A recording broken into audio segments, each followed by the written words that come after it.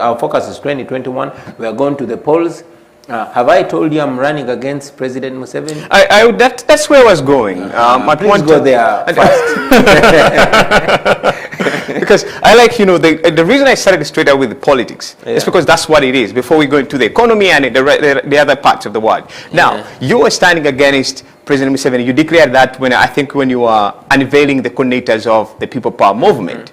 And you're running against a guy who has been in power, strong, has the military and everything, and you think you have chances of winning? There's one thing you forget to say. You should be saying, I am running against a guy that has oppressed people for 34 years and people have gotten tired, hungry, and angry. I'm running against a guy who is 75 years old, or so he says. I strongly believe he's much older than that. This is a guy who is in his senile stage. I'm running against a guy who has destroyed all institutions and tried to concentrate all power in his hands, his family and his henchmen, which is practically impossible. I'm running against a guy who has over time become a public enemy. So all factors are against this guy that you think is strong. Am I looking into the community around him that is making him strong? Probably the wife or the children? The wife or the children? I don't think so. I mean, yeah, you are talking about a few people that he's standing with. And I'm talking about millions upon millions of people, especially young people that we represent. Now, the President Museveni was recently in Russia. Yeah. In a summit that connects Russia and Africa. Yeah. And of course, some of the things they asked for was military and all that. But as a candidate who is going to stand in come 2021, we know from the American sources that Russia is one of the key countries that can disorganize an elections. Yeah. And they have the power, they can control the internet. You are running in 2021. The president was in Russia, getting more links there. Don't you think your avenues of marketing the People Power Movement idea during that time will be sabotaged by the regime? I strongly believe that people power is stronger than gun power. Okay?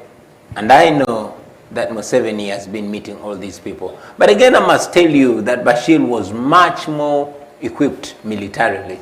He had much more money, than Museveni. He fell to the power of the people. Protests led by a woman. Gaddafi. Name all the dictators that have, lived on the African soil. So while you might be looking at it from the pessimistic point of view, I look at it from the optimistic point of view. Because I'm looking at it this way. All these guys who mentioned, Gaddafi, Bashir, all these were hosted by technically people, say, support from countries like United States and Europe. Well, do you think it's going to be the same case with it might have been the case with Gaddafi. It was certainly not the case with Bashir. Bashir was kicked out by the people of Sudan. By the people of Sudan. All right, so let's get into now the other issues that are affecting Ugandans. Today we know that the common good, there are so many challenges affecting the common good, and different ways. People have suggested different reasons why the economy is not moving forward, why the political environment is not doing good. To you, as Honorable Robert Kyagulanyi, who has been in Parliament for close to 2 and 4 or 5 months, what are the 3 key main challenges you think are affecting Uganda? Well, unfortunately, you asked for 3. I could give you 100, but I'll give you the 3.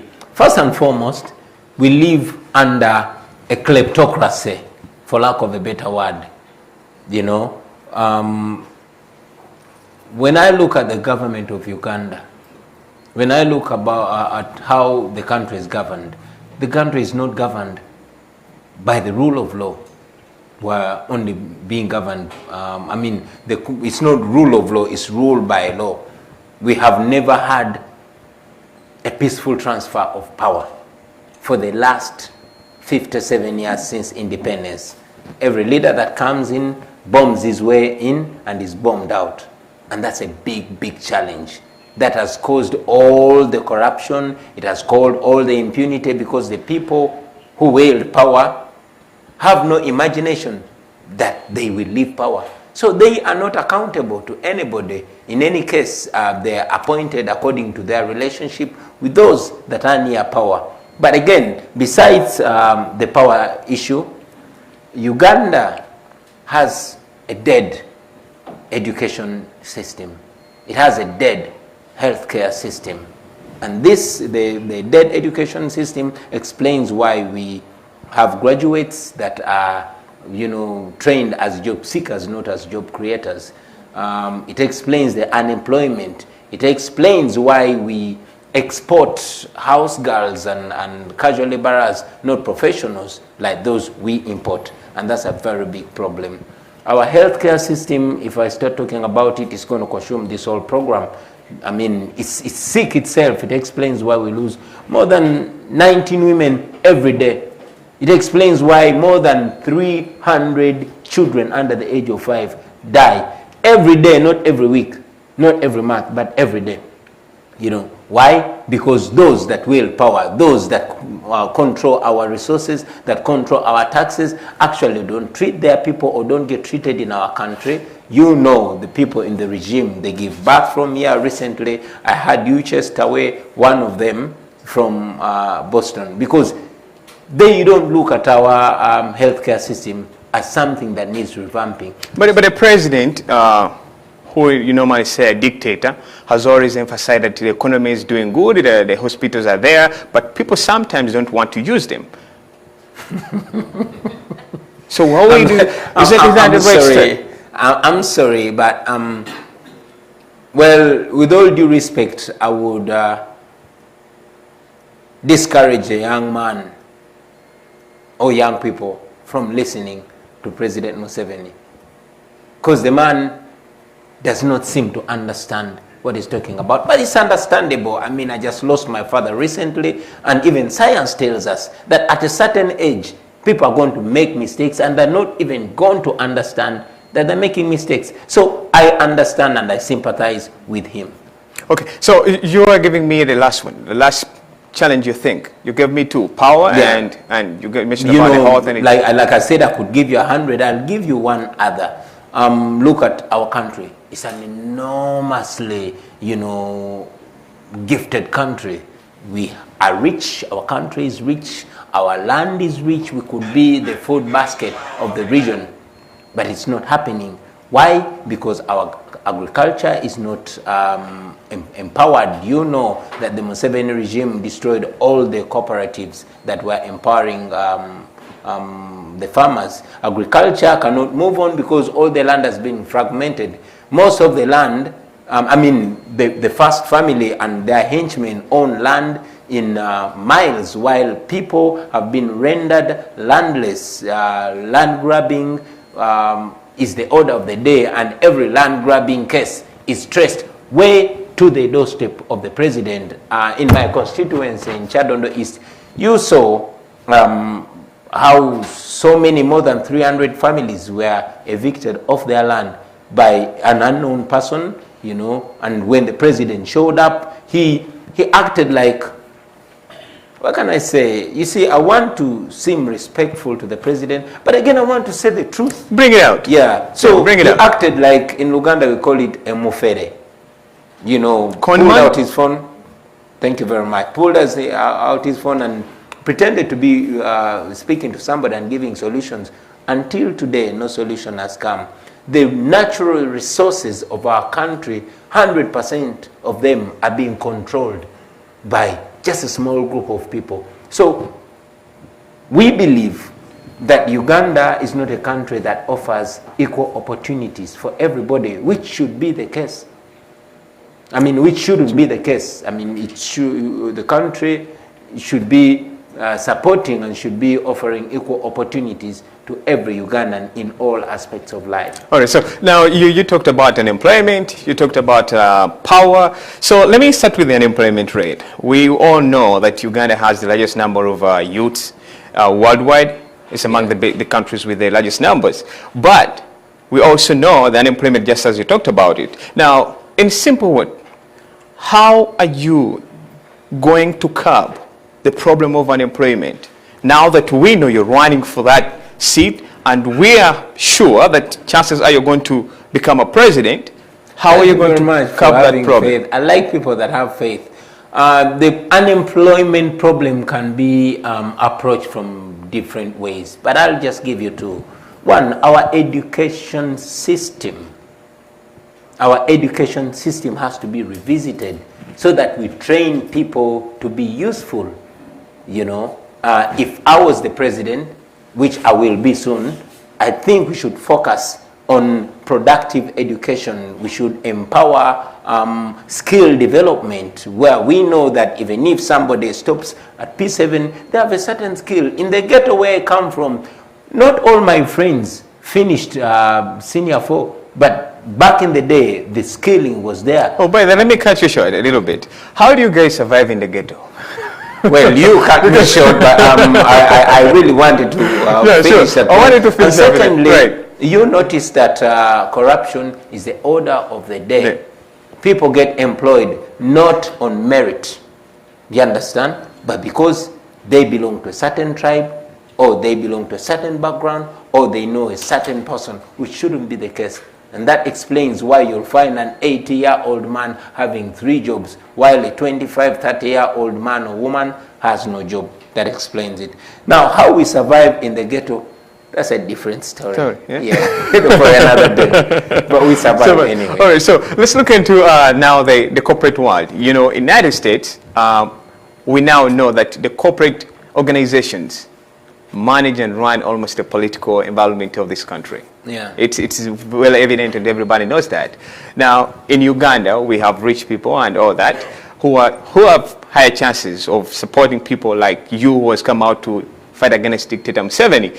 But they're scared about their businesses. Yeah. And that will create unemployment rates. It will increase the unemployment rates.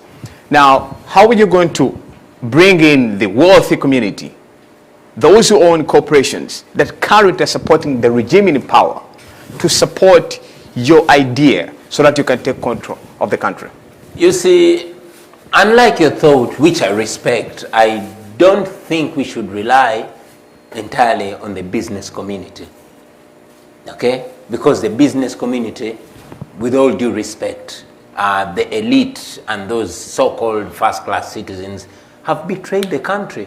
Because of the terrible system of patronage, they've either been compromised, assimilated, or intimidated into silence. You will not hear them say anything.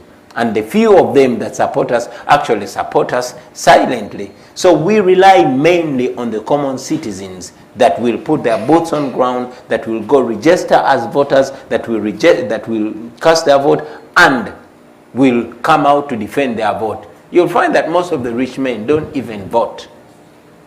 So we are not, in our revolution, we are not, while we respect the business community, while we respect the elite, we are actually out there as common people, as ghetto people, first and foremost. So the ghetto, you know, if I break you down, I like the way you bring in the term ghetto. The ghetto right now uses the internet so much. Yeah. And it's one of the ways that the people power idea has been promoted almost everywhere in the world. Yeah. Now let me ask you this. The government has their chances of shutting down the internet during the election time. How is the information going to flow? Man, we live in 2019. We're young people, we are dynamic, we have options. In fact, we are options. You know, the internet has been shut down before, but we still communicate. You understand? Museveni got so scared that he even imposed a tax on social media. We still communicate. So some techniques, I'm not going to tell them to you here on TV, because I know that even the dictator himself is watching. I just want to surprise him. I just want him to see things moving. I just want him to feel the carpet moving under his feet. And we'll inform him later after we kick him out of power that this is what we did to kick you out of power.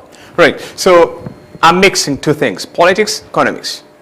Now, we're looking into the president who is smart, a president who has led the country for 30 years plus, a president who is still vocal up to today, a young man in his 40s coming up to take control of that office.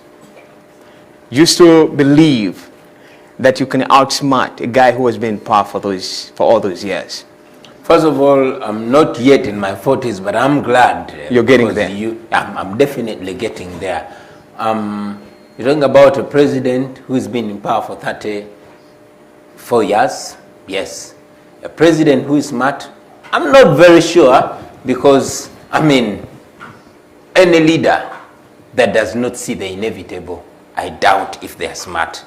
Any leader that does not pick a leaf from the happenings around him, I'm not sure. But again, I want to talk to you, picking on the examples around us. You just saw in Algeria a dictator called Bouteflika kicked out of power. You've seen very many dictators kicked out of power. I wonder why you still doubt that it is possible to take control of that office. Yeah, to take control of our lives. It's not a question of taking control of that office. We must divorce our thoughts from just the president's office. Because as a matter of fact, one of my desires is to break down that so-called presidential aura where a president is seen as a god. You know, we must reduce those powers. We must empower the institutions, because the institutions outlive human greed and all everything that comes with it. So it is not the presidential office. It is the empowerment of the people, so that the people hold the leaders accountable, even if it is myself. I'm so glad you brought that issue of putting the powers down to the lower levels in the country. Yeah. The Constitution that we have today gives a lot of powers to the president. Now, my question is, how are you going to break them down? As a matter of fact, even if the Constitution gives a lot of powers to the president, our Constitution was a good Constitution, and if it was respected by Museveni, we would be all right. You say it was. I want to remind you that Museveni bribed members of parliament in 2005 with 5 million each to amend that Constitution to remove the term limits, to allow him rule beyond his mandate. And just 2017, he could not, bribing alone could not, you know, save his day. While he bribed some of the members, even a fair number of members of parliament from his ruling party, the NRM, defied him.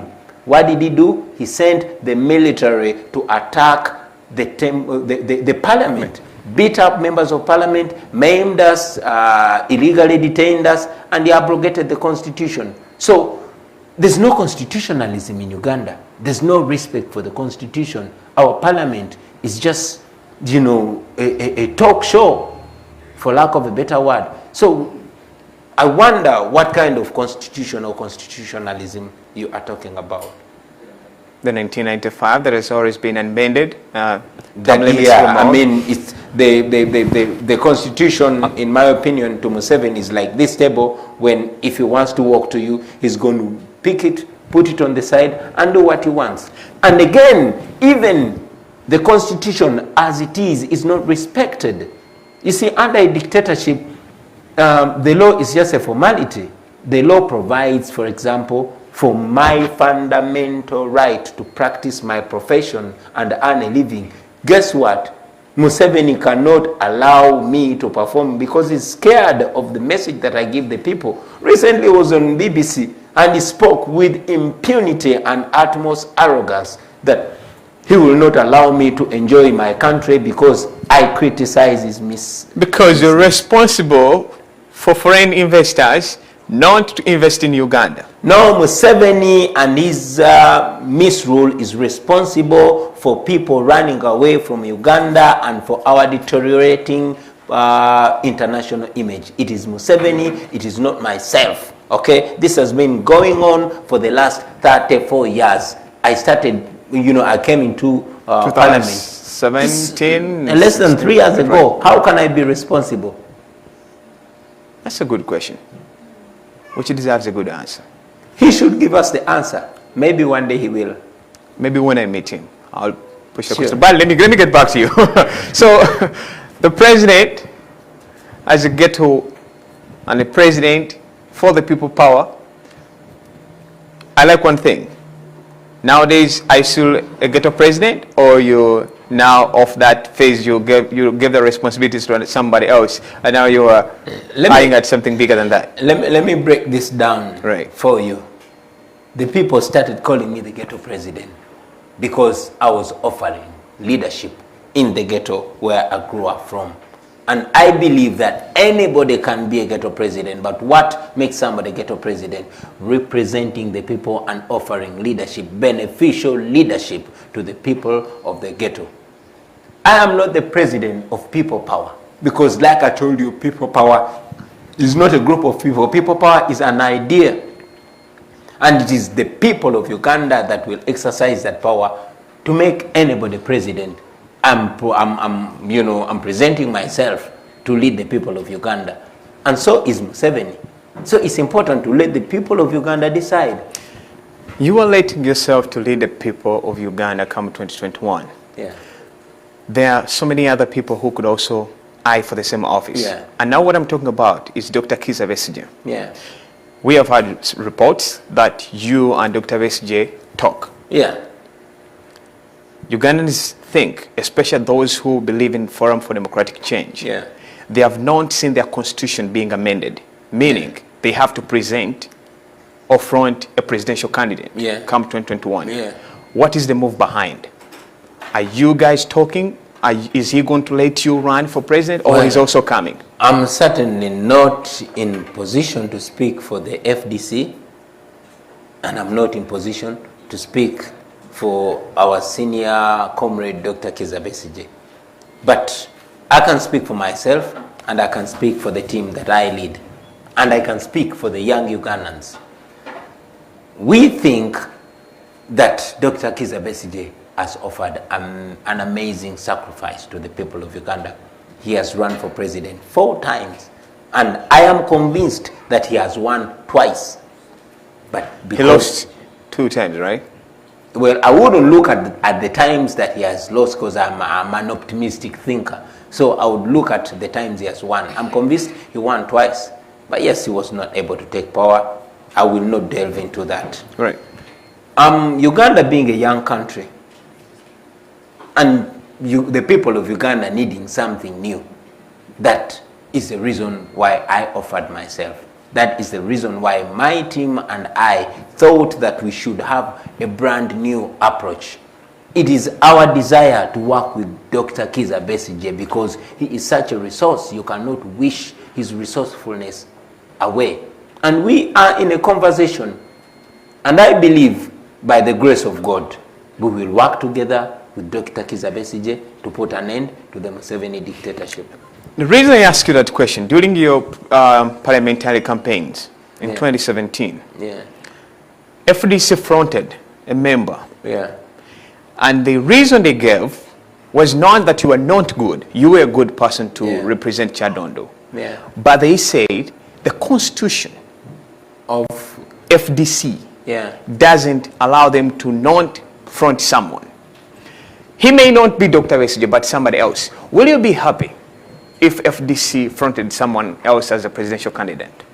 Thank you. I would really love us not to reduce this conversation to political parties. I respect the FDC, the DP, now the ANT, JEMA, and all these other political parties. But again, even before I ran for MP, you notice that Dr. Kizza Besigye is actually a mentor for me and a close friend. And he used to guide us, and rightfully so, that much as in rhetoric, we are a multi-party country, and that's what our constitution provides. But there's no political party in Uganda. I mean, you saw recently that a registered political party, in fact, the official opposition political party with the biggest number of opposition members of parliament in the House, cannot even be allowed to organize. You saw how Dr. Kizza Besigye tear gas and sprayed with water. He almost lost his life. So we are living under a dictatorship, and it would be foolhardy of us to lie to ourselves that we are living under a multi-party system. We are living under a dictatorship, and that's what explains why we as People Power, we are not a political party. We seek to bring together all these political parties that stand for the same values like we do, to liberate our country, so that political parties can be allowed to operate, so that Ugandans can be allowed to dissent from each other respectfully, without being maimed, without being beaten, without being blocked. Let me take you down to, I want to just kind of like a break, just it's out of what our discussion is about, but recently had a prayer with the little mama, Suvi, if I may be correct. could you tell me something about that prayer? I'm looking for the title, but I've forgotten the title. Man, I'm gonna kill Buddy for putting home things on the internet. Anyway, I come from a rural home. I grew up with a very loving father. I was not lucky enough to live with my father for so much, but the few times that our father was with us, he tried to love us so much. And among the things that I learned from my father is not the foreign style of tooth fairies. Every time we removed our teeth, we knew that there was a rat that would go to the bank and give us money. And they taught us to sing for the rat, to dance for the rat, but most importantly, to pray to the rat to give us money. So there's that prayer that our father told us. Some baboon had brought, and he taught that to us, and we also continue to teach it to our children. And that prayer goes like, Kuku penene, Maria Mungu, mpale bisoto, sebo wamese, mpayo sente. I mean, yeah, I'm only trying to be to my children what my father was. And that's really great, because there are many young people in the world who never get such a chance for their parents to have a moment, interact with them and what. And your family has been in the media for now quite a long period of time, so it's an inspiration to many people. Now let's get back to our politics. You inspired so much by Nelson Mandela, the great, the father of Africa. He stood for just one term. The Constitution of Uganda now has no term limits. You're eyeing for that office, and you as a president, you have a lot of powers to influence what has to happen next. So regarding the process of term limits, what's your move? We shall restore the term limits. It's dictatorial not to have term limits. It's like giving the incumbent president an open check, a guarantee to rule forever, and that's wrong. And among the first things for us to do is to restore our constitution, and to guarantee that never again will anybody manipulate our constitution to keep themselves in power. This could be a very strict question, but at times I was thinking about it. He led the country for one term. Where do you see yourself?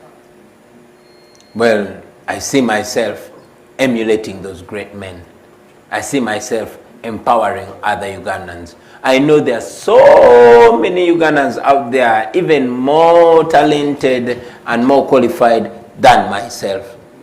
I'm a revolutionary leader who wants to return Uganda to the right trajectory and get back to my business. I'm a singer. I miss stage. When you said about you were singing in mid-stage, it reminded me of how us in the media, we have always said a musician who turned to a politician. I hate that statement because it's invalid. I hate it too. Thank you very much. So the two of us hate that statement. It's a very invalid statement because you were still a musician. And I did not turn into no politician. I've said it time and again. I am not a politician. And why do I say that? Not because I want us to get into the definition of politician, but because I know that the word politics has lost meaning especially to the people of Uganda. So I would rather come to them as one of them. I would rather be a revolutionary, because anybody can be a revolutionary. All right, so now let me look into the foreign policy, then it will be, we are almost getting done, but let me look into the foreign policy. Uganda is now well known for sending troops to different countries to protect, those countries. Yeah. What is your plan? As a leader, if wants to get into that office, are you having any ideas on whether we should continue taking our troops there or we should stay back home? First and foremost, I believe that we are our brother's keepers. Where our assistance is needed, there's no reason why we don't offer it. But we should not offer that assistance at the cost of our own people. I mean, we give our soldiers to keep peace elsewhere. Are we at peace ourselves with the rampant murders, with the rampant kidnaps? No. And secondly, what exactly are we doing in those countries? Are we there to keep peace, or are we there to plunder them? It is on record what our troops did in Congo, and even up to now we have a huge amount of money to pay to Congo for the plunder of their resources. You know, what exactly are we doing in the Sudan? You notice that we are not innocent of these conflicts.